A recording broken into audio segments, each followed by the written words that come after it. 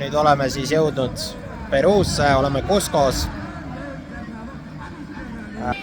3400 meetrit kõrgemal, mis annab ka tervisele tunda.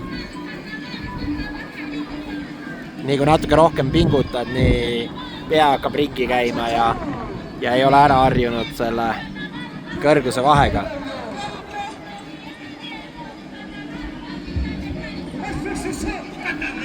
On väga ilus vanalinn siin. Toimub siin mingi väike karneval.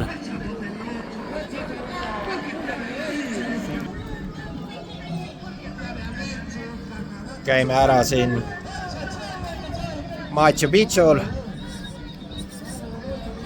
Vaatame, kuidas see toolis üldse võimalik on. Natuke uimane on olla. Rääkimine ongi siuke vaevuline.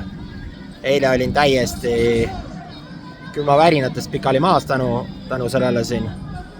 No võib-olla keres on natuke põletiku ka, et tegelikult oli päris karm öö. Eks lend ja magamata ööd ja kõrguse vahe ja kõik see annab tund. Aga väga ilus linn. See vanalinna osa on eriti pööraselt ilus. Muidugi meil vihma sajab siin korralikult praegu. Aga tüdrukud tantsivad, kõigil on lühikesed seelikud jalas. Ei tea, kuidas homme neil tervis küll on siukse asja peale, aga ma arvan, et nad on sellest juba kanastunud. Reis on siiani kulgenud mitte väga suurte kaotustega. Küll on olnud palju probleeme, asjaajamisi, on ka mõned asjad ära kadunud, mida pole tänaseks päevaks tagasi saanud. Aga üldkokkuvõttes võib siiski rahule jääda. On nähtud palju, seigeldub palju ja hoopis teine mulje sellest Lõuna-Ameerikast, kui täna meile räägitakse.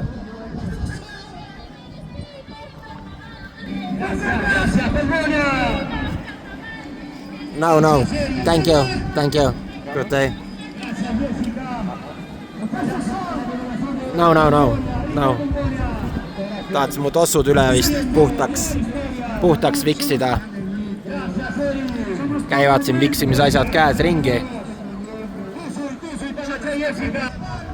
Aga hetkel ei ole seda vaja. Aga ega see rahvas ei ole siin üldse peale tükkiv muidu. Ei olnud taga Brasiilias peale tükkiv, kes tuleks ja tiriks ja katkuks nagu mujal riikides on. Siis siin on suhteliselt rahulik rahvas. Ja hästi mõistev, näiteks käisin seal ees, tahtsin filmida, aeti rahvas laiali, lasti rahulikult tooliga vahele. Muidugi need tänavad on siin natuke keeruline sõitmiseks. Igal pool on munakivi ja igasugused plaadid ja hästi palju on tõuse, kõik on mäe otsas. Hotellist väljatulek ongi isegi väga kõrge. Et tooliga on siin suhteliselt keeruline, aga siiski saame hakkama. Viibime siin mõned päevad ja siis läheme Peruu pealinna Limasse.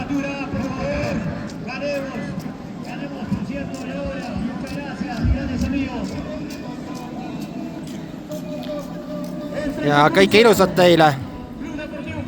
Nautige oma nädalavahetust ja vaadake kindlasti meie seda teist osa. Sellel ei ole hetkel küll eriti palju vaatamisi, kuskil 500 juures. Aga vaadake, jagage. Palun, jagage, vaadake. Muud asja ei peagi vaatama. Keskenduge sellele reisisaatesse sarjale, kui teile muu ei meeldi. Aga üritan teile tuua ka suurepäraseid sündmusi ka mujalt. Ja lihtsalt näitan, kuidas tooliga liikumine on, kuidas on võimalik liikuda, kus me käime. Kuigi võib-olla ei ole need praegu kõige professionaalsemalt kokku pandud, sellepärast, et me täna neid materjale ei lõika, ei tee midagi, teeme jupid, mis ainult üles paneme. Edaspidi kindlasti hakkan neid ka lõikama, lihtsalt ajapuuduse tõttu ja tegevust on nii palju, et see ei ole lihtsalt võimalik.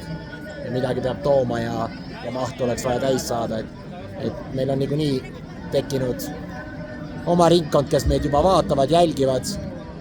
Eriti imelik oli see, et kui sa jagasid ainult 40 vautšerit Brasiiliasse ja Brasiiliast vaatab sind üle 2% inimestest, siis seal nagu see töötab. Aga jah, kuhu me jõudsime? Ilusat nädalavahetust!